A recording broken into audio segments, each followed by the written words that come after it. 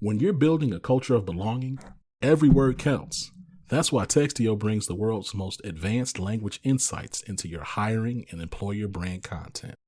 Our industry-leading approach to artificial intelligence and machine learning provides the tools needed to find more diverse candidates. In short, Textio builds more equitable workspaces, guiding businesses and writing more inclusive job posts. And we're building on that success by bringing even more products to the market for all people who share our belief that language matters.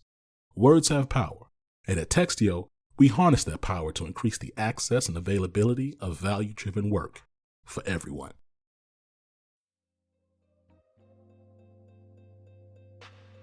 Hello. I am super excited because there is just so much to talk about. There is just so much to talk about. And I am just like in total revolutionary mode because I'm just really struggling with the blatant gaslighting. And I'm really struggling with the blatant just like people think that Black women are stupid. They think that people don't know how to read, or they just want to continue, I don't know, just like with this whole fake thing around DEI, and it doesn't make any sense to me. So, I'm gonna get started, but I want to just kind of give a little background and intro for people who are joining for the first time. If this is your first time ever encountering me or ever encountering Living Corporate Network or anything like that, first and foremost, my name is Vonda Page, and I'm the Radical Results Mentor for leaders looking to level up and for managers making moves. I'm the CEO of Radical Change, which is a boutique change consultancy and coaching firm specifically dedicated now, focused on alleviating anti-Blackness.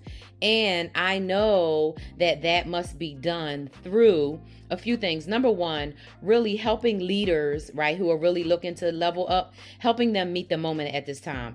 People are literally afraid and are so ill prepared and do not have the adequate sustainable support systems in order to really make moves on these things that they want to do, especially when it comes to this whole DEI space. And that's why I believe we need to dump DEI and we need to alleviate anti-Blackness instead. But I'm gonna get to that part in a minute.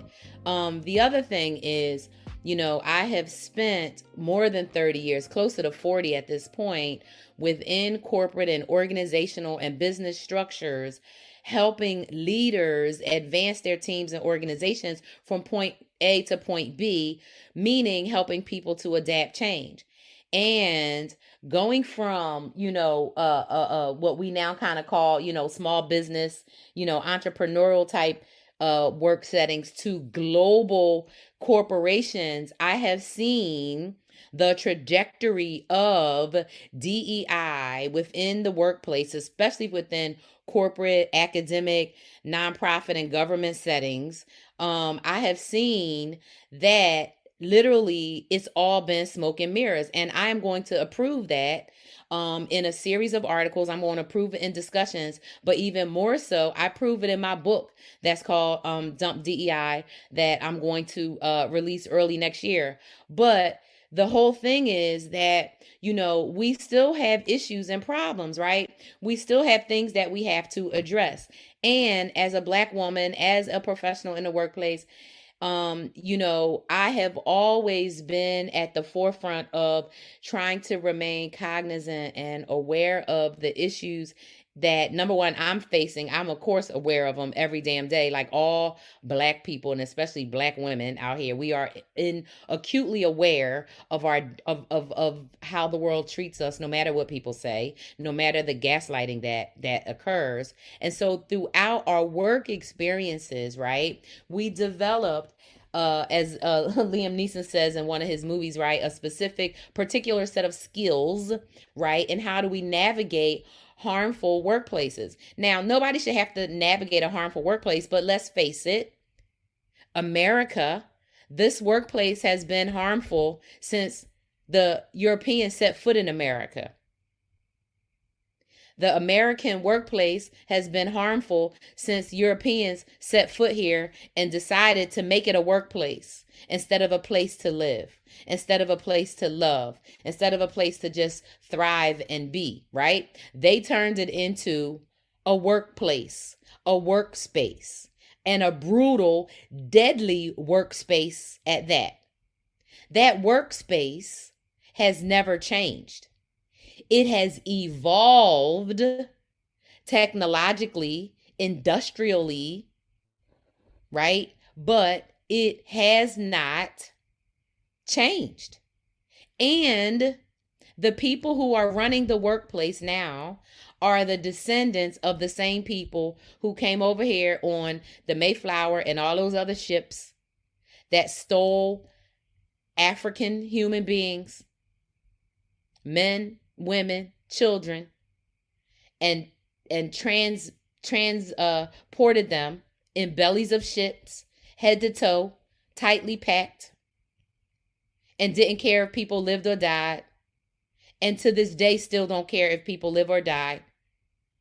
And so what we have got to talk about when it comes to, right, the experience of Black people and Black women specifically is we have to be able to talk about it. And we can talk about it through this lens of DEI, because DEI is smoke and mirrors. DEI hasn't worked, and we need to dump DEI. And so we can dissect the data, because people always want to come at us with data, right?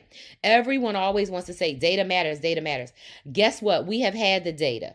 So I have been in formal roles within the DEI space since 1996. That's 22 years. I'm sorry, 32 years. 32 years. Okay, we know the data. 26 years. I'm sorry, my math is crazy. 26 years. 26 years. We know the data. We have the data, right? And so why haven't we acted on the data?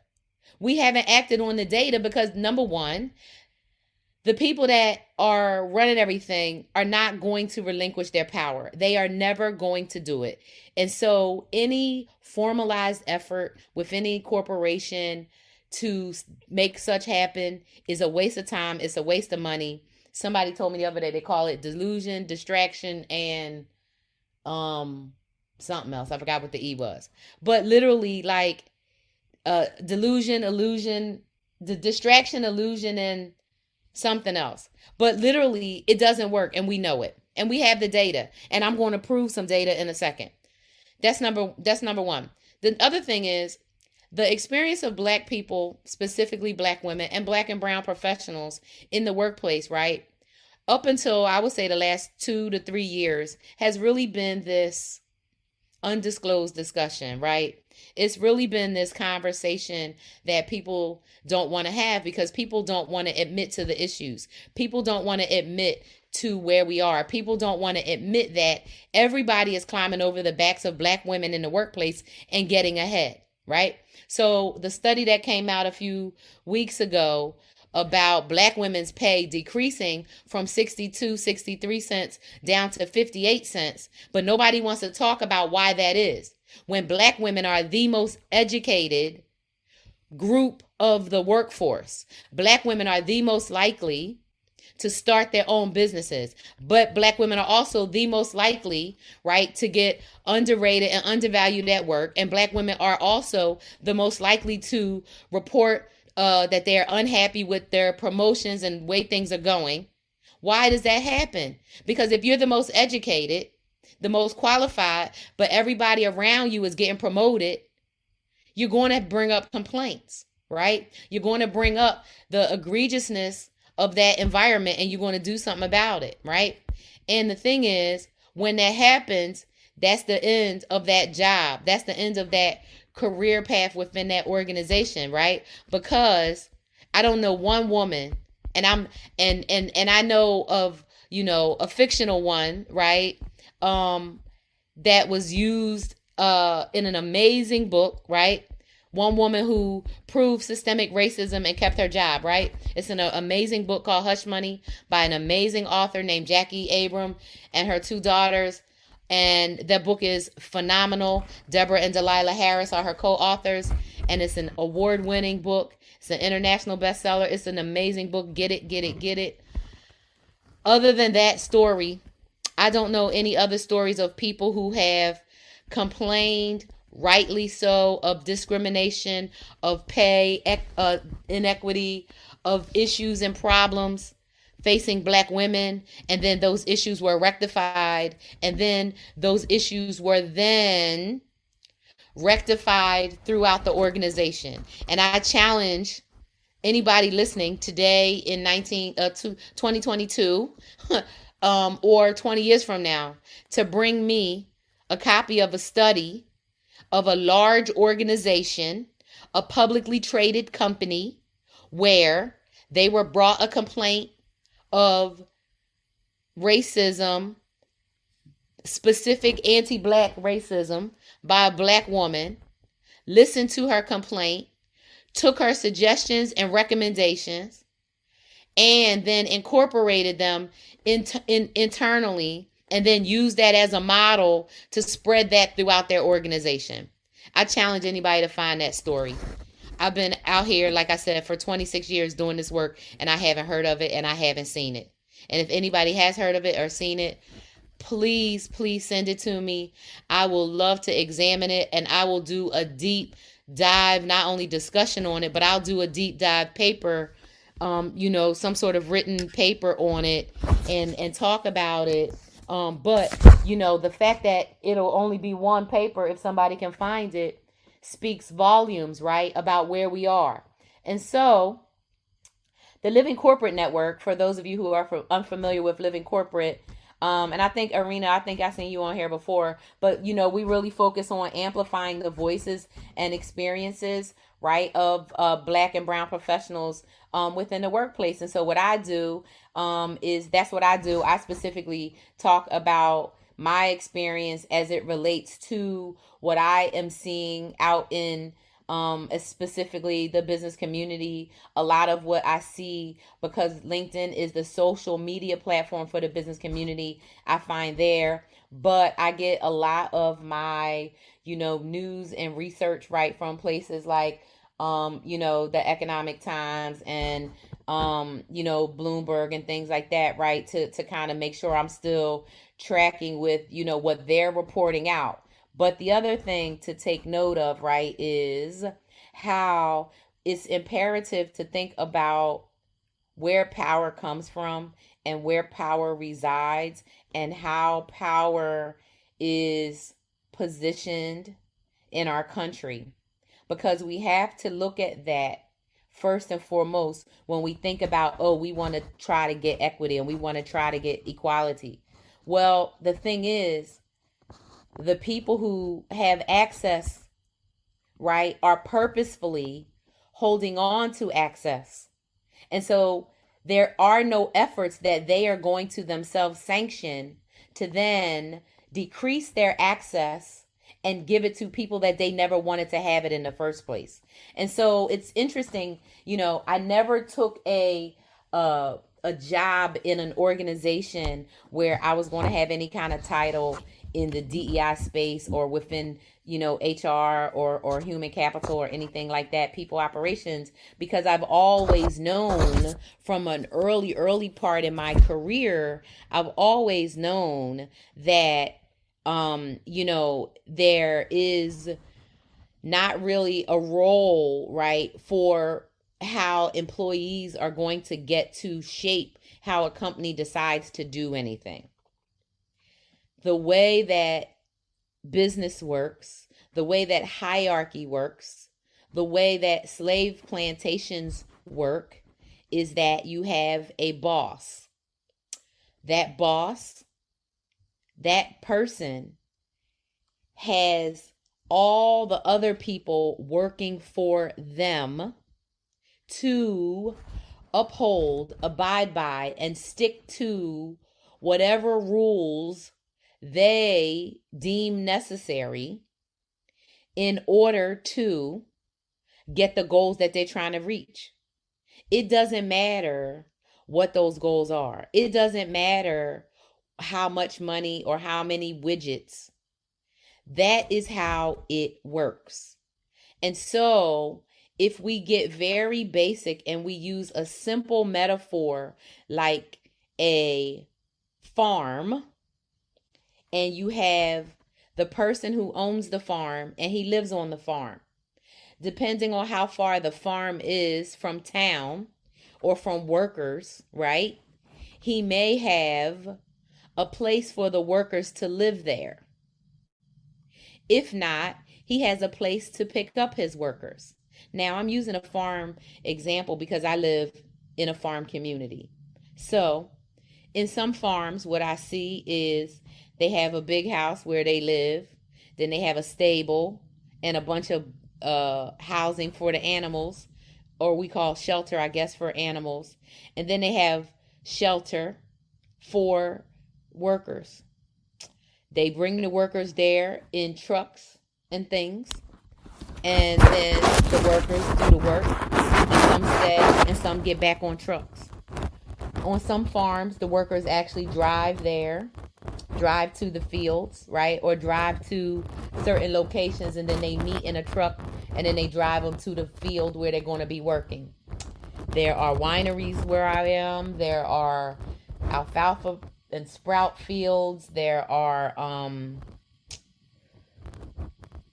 all kind of things. Fruit patches. There's all kind of farms where I live. And so the farmer, right?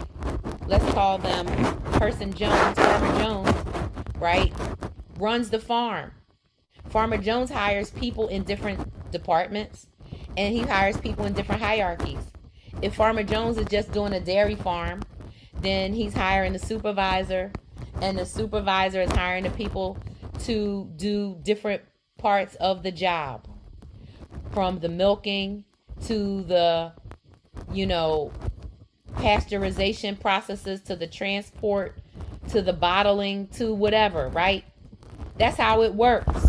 Now, if the workers decide that they don't like something that the farmer says to them, the farmer's going to say, okay, well, leave.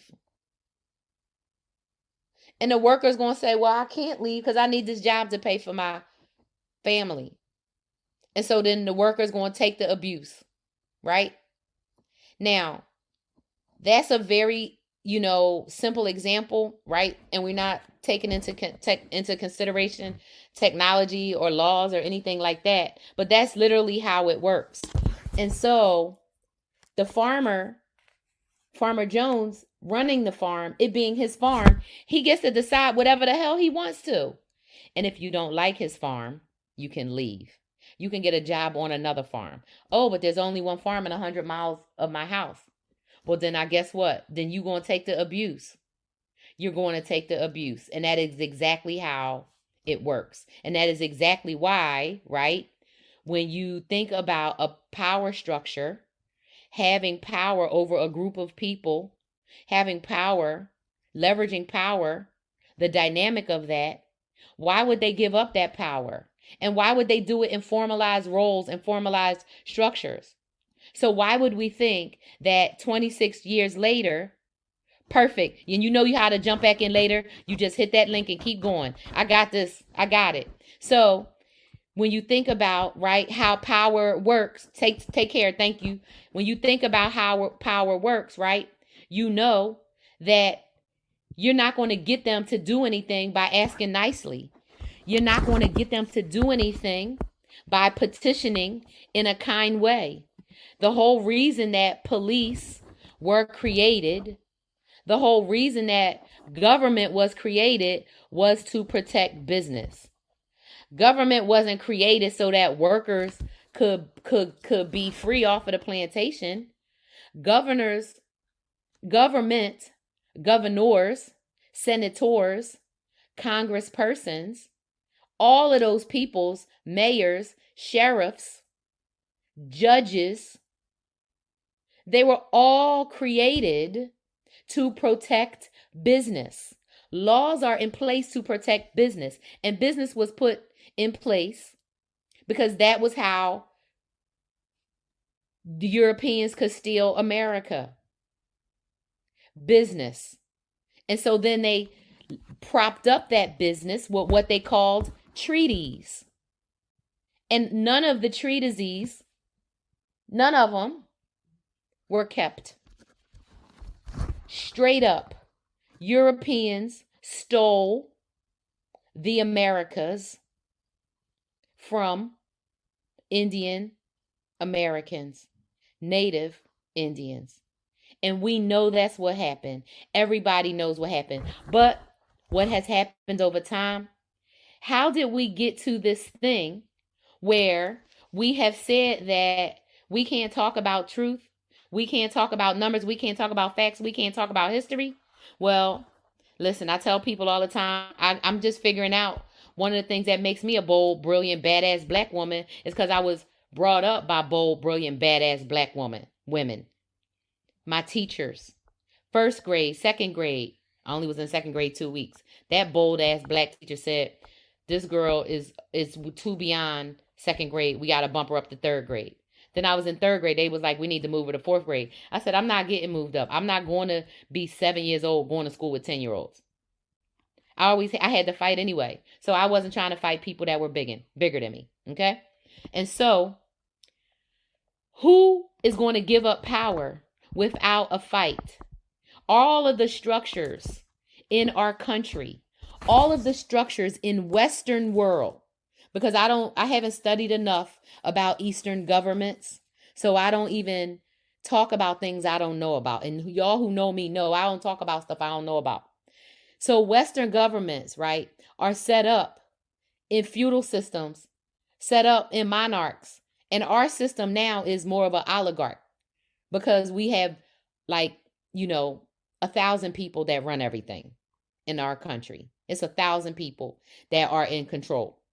Some of them are CEOs. Some of them have titles and weird little jobs that we don't know. But it's basically the 1,000 richest people that run everything. And unfortunately, Rihanna, Jay-Z, and Beyonce, they not on the list. They don't run nothing. They have a lot of money. But we all know money is a system, right? And it's not even real. But the point is that the people in power who get to have everything, who get to say, this is how things go, those people are not going to set up formalized structures to overcome themselves. Those people are not going to set up formalized structures to give themselves less power. Those people are not going to set up full-on industries in order to tear themselves down and to relinquish what they have. And so, I am so annoyed with LinkedIn because they so full of shit. But it doesn't matter, Brett, because everybody is full of shit. Because everybody is in business to keep business and keep their money and keep their power. And I know that. I damn sure well know that because I am a 53-year-old black lady and I have been working since 1984. I've had my first job in 1984, working for an insurance company, implementing a fax machine, and then implementing that business process into the organization and how they interacted with the state of Pennsylvania, how they interacted with, other agencies, right, for people's licenses and auto insurance, homeowners insurance, and all this stuff. We did that in order to make things flow easier, but ultimately, right, it was for the business to do better, for the business to run more seamless, for the business to run in a more profitable way, right? And I did such a good job in my first job, which, I'm super proud of. I did such an amazing job at that job that I came back the next summer and redid his filing system and matched up his filing system to coordinate with the processes that we had put in place for how to use the fax machine to, get things done in a quicker way. And then, right, on top of that, the other thing was I did such a great job that Mr. Parker also referred me to a daycare center to get a fax machine. And then I got another daycare center after that and help them reorganize everything. And it was this woman, because I had helped her organize her first daycare center, she was able to open a second one and hired me for that, and then referred me to a business partner of hers. They actually opened a third one, but by then I was out of school, and I didn't have time to come back to work. But it just goes to show you, right, that business is in business to make money.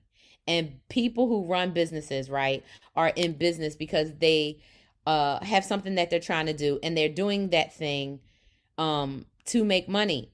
And so every business that's out here, every nonprofit, the person that is running it is making money. The person running it is making money. And it is their hope, right? And because of capitalism, that they will make so much money. And they do that a lot of times by paying everybody as little as they possibly can. Now, me, I didn't do that. And I don't believe in that. I believe you get what you pay for. And I believe paying people the value of their work. And sometimes that can be tricky. But I can tell you for 100% sure that it is not a good business practice as a leader to just be like, okay, well, I'm gonna just go in there and make all the money I can, and I don't give a shit, if my people working for me are destitute or not. And unfortunately, right, that's what happens. So what I want to do real quick is I want to talk about a couple of statistics. And what I did was I put 2 links in the chat. So for those of you who listen to this for the first time, this is a persistent chat. This is a community, and we can continue having conversations on this topic. This is part 1 of Dissecting the Data. I'm going to challenge you to go in and look at the data so that when I talk about part 2, we can get into it in a little more depth. But I use LinkedIn specifically because, as you know, right, LinkedIn is the platform for business professionals, and LinkedIn is always trying to act like they are about diversity, they're about this, they're about that. Well, in the last 4 weeks, since I have really ratcheted up my engagement on LinkedIn, and very more so specifically since I made a post about Jane Elliott and about, anti-blackness and, being like Jane Elliott, right, in terms of speaking up for Black people, I have been getting my posts blocked and banned, and my profile is just constantly getting torn up and down. And I got a couple people from LinkedIn requesting to be friends with me or whatever. Like, okay, for what reason? Because LinkedIn is owned by Microsoft, as we all know. When these reports and things get done, right, they pay money to have the reports done, and the data is secretive. Nobody is really showing the data. They showing you the data that's the summary of what they want you to see. And the summary of what they want you to see is always going to say, oh, we could do better. We know you could do better, but you're choosing not to do better. And so I'm tired of that conversation. Dissecting the data. Here we go. So this is based on the percentage of employees with disabilities, the overall workforce, U.S. employees from LinkedIn, race and ethnicity. 40% of the overall workforce that reporting that they have disabilities are white, 39% Asian, 6% Latino, 4.7 Black, 2.6 mixed race, and 7% don't want to disclose. Okay. So they are saying that out of their workforce, which is 53% male, this is LinkedIn, right, that 4% of their disabled workforce is Black. Okay. If you believe that, they saying also that their workforce, non-tech workforce, right, is 7.5% Black. Okay.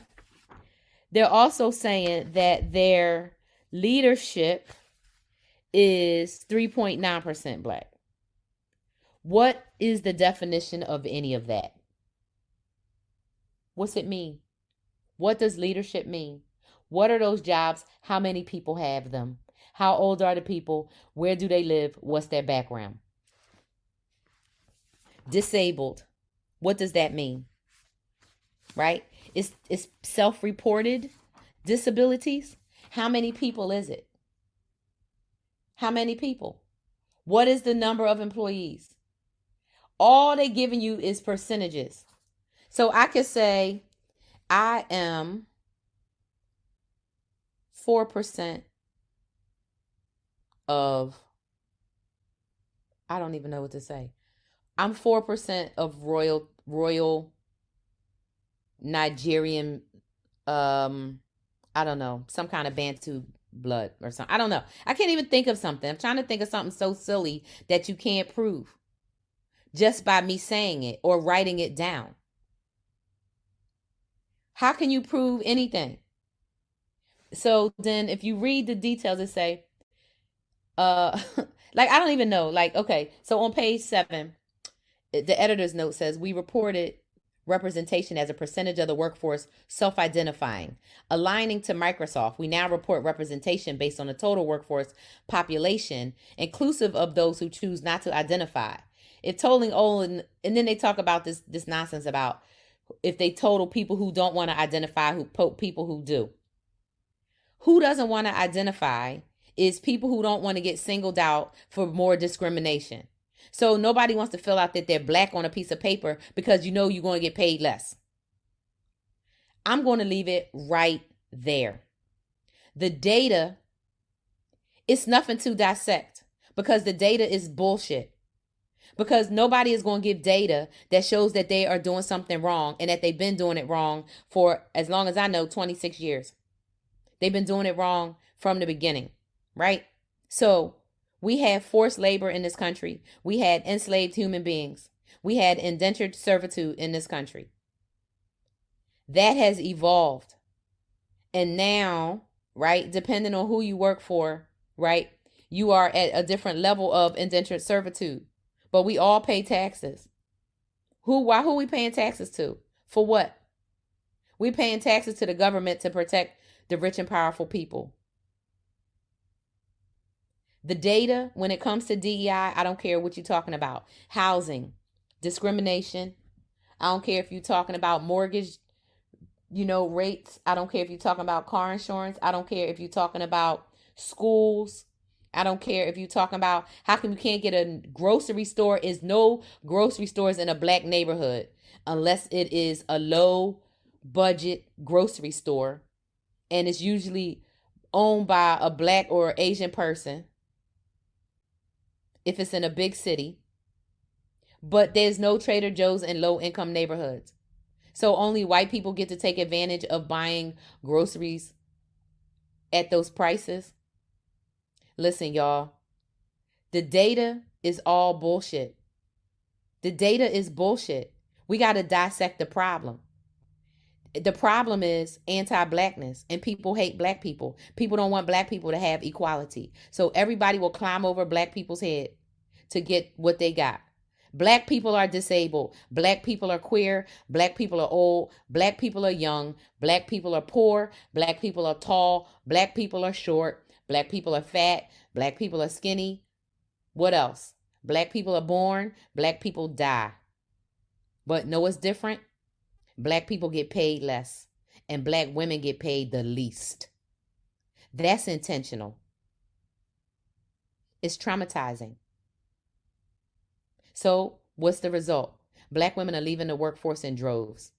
The mentorship program I'm in is specifically for black women entrepreneurs that's trying to go to making 7 figures and beyond, or trying to get to their first 7 figures and beyond. Because we already know that the world hates us. We know that the Western world wants to climb over on our backs and use us as the workhorse. That's why we need to dump DEI and alleviate anti-blackness. Because DEI doesn't work. DEI is the same old, same old. What we have to do is get to the core. We got to dig deep, and we got to alleviate anti-blackness. Alleviating anti-blackness is a whole ass thing. And alleviating anti-blackness, it starts first and foremost with unpacking it. And nobody wants to unpack nothing in this damn country. Everybody wants to stay blind, and deaf and mute. Why? Because it's easier? because it's easier. So when we going to care about black people enough to do something? When we going to care about the overall condition of the society, of the world, of our community, to stop, to unlearn this, to unpack this anti-blackness? Because we got to unpack it first. And once we unpack it, then we can unlearn it. But we got to unpack it. So unpacking it starts with looking at who the hell we are and what do we believe about black people. If we are a black people, if we are a black person, if we are black, and if you blackity black like I am, I don't have to question nothing. I love black people and I understand, and I don't blame black people for their condition. But at the same time, right, there's people that Harriet, helped escape to freedom, and it's people that she would have shot because they was getting away of her freedom. And guess what? If you're not down for my freedom, I'm not down for you. And so I'm not one way or the other down for skitting and grinning. And I'm not down for pretending something is working that it's not. Everybody knows DEI doesn't work. Everybody knows it's a dump. It's a trash dump. It doesn't work. It hasn't worked. Nobody is going to give the oppressor, the oppressed, no oppressor is going to get an oppressed equality, equity, inclusion, belonging, none of it. Because guess where they think we belong? In the damn fields. When I was in 6th grade, I went to a white school. The name of the school was Austin Meehan Middle School. And it was the feeder school to Lincoln High School, which is the school where a bunch of famous white Philadelphia people went to. Some black people went there too. It's in an area of Philly that's northeast Philly, known for extreme overt racism. I had so many racist attacks happen to me at that school. That was one of the places where I got into daily fights, at least weekly fights. I think I fought at least every week. And I was usually fighting boys, white boys, because they was always spitting at me or throwing something on me or talking shit or pulling my backpack or grabbing my skirt or whatever, just trying to hurt me in some kind of way. Well, one day we were having a class elections and I decided I was going to run for president. I damn sure was the smartest one in this class. I stood up, I gave my speech. I said, "Hi, my name is Von DePage and I want to be the president. And this is the reason that I want to be the president." And as soon as I said, "I want to be the president because," this kid stood up. His name was Richard Kaplan. He was about 6 inches shorter than I was. I was 5'1" at the time, maybe 5'2". So he was about a good 4'6", if that. He stood up and said, "Go back to the cotton fields where you belong. You don't belong here." I leaped across the desk. I grabbed Richard by his shoulders in trying to get to his neck. The teacher, Mrs. Purnell, she grabbed me. I felt her pulling me, and I felt her pull me. She was about 5'10", maybe about 180 pounds. So she was bigger than I was, and she was pulling me back, and I was scrapping, and I was trying to go for Richard. I was trying to go for his throat. And I said to him, "I belong anywhere I want to be. I don't belong in no cotton fields." And I said to him, "What if I told you to go back to the gas chamber?" And he started crying. And Miss Purnell put me down because I calmed down when I saw him crying. And I said, "So if you don't belong in a gas chamber, why would I belong on a cotton field?" And, of course, I got sent to the principal's office and, got told that I shouldn't have said that and this and that, anti-Semitic, blah, blah, blah. And I said, well, he's being anti-black. He's being anti-black because I didn't belong on the cotton fields. Nobody belonged on the cotton fields. And so I say all of that to say that anti-blackness is deeply threaded, deeply rooted in our Western culture and deeply rooted in America, who has a very specific history of breeding African human beings who they kidnapped, stole, abused, raped, killed, and threw many of them in the Atlantic Ocean to steal America from the Native Indians. I'm not going to pretend that that didn't happen.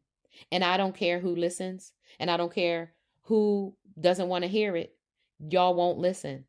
Those who know what I'm talking about get it. And I want to invite you to join the movement, right? To dump DEI, because it doesn't work. So check out these links. I want you to look at this data, and I'm going to come up with some questions that we can explore. But if you know any organizations out here that have some real data that they're willing to be transparent and share, I would love to dissect it. Thanks so much.